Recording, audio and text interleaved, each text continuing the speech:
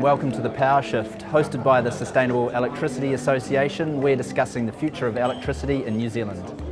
Energy as a service is the way we're heading when it comes to mums and dads, shops, large businesses wanting to use energy. Gone are the days where it's a single power feed from a large power station and a flat charge or a volumetric charge. Tariffs are changing, the way utilities have to recover their costs are changing, and of course there's a whole bunch of competition now in the way customers get their energy, whether it be from renewable sources, demand management and now of course storage. So how does this compare to where we are today? Well, at $3.5 per watt peak, this graph would suggest about 240 megawatts would be installed. Then we start to see this huge change and when it becomes economic for larger numbers of people to invest. We're at about 1/6 of that. So good news, looks like plenty of scope for installers.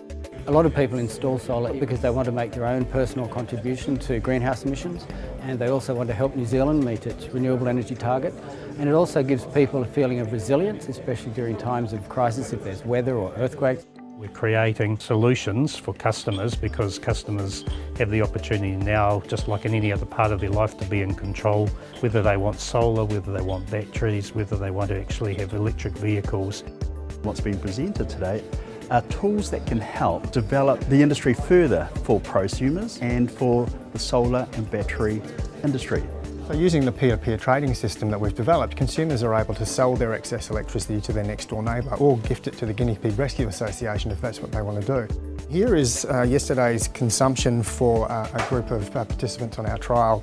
The green energy is their amount of solar generation. The orange energy is showing what's being consumed from that solar generation across the network by other participants. And then as the sun goes down, we're seeing the red line come through, and that's energy back through from the network. It's allowing the consumer who has excess PV energy to decide who he sells that energy to and at what price. And by being able to sell it to the next door neighbour, those people that can't afford to participate by installing rooftop PV can actually benefit from buying cheaper, greener electricity. I've got such a lot of positivity now to pass on to our customer base about where the industry is going, about the growth that's projected in the industry, about the certainty around that there's retailers seeing renewable energy or PV more as part of the energy mix now, not as disruptive technology as they've always called it. The New Zealand market's really going in the right direction.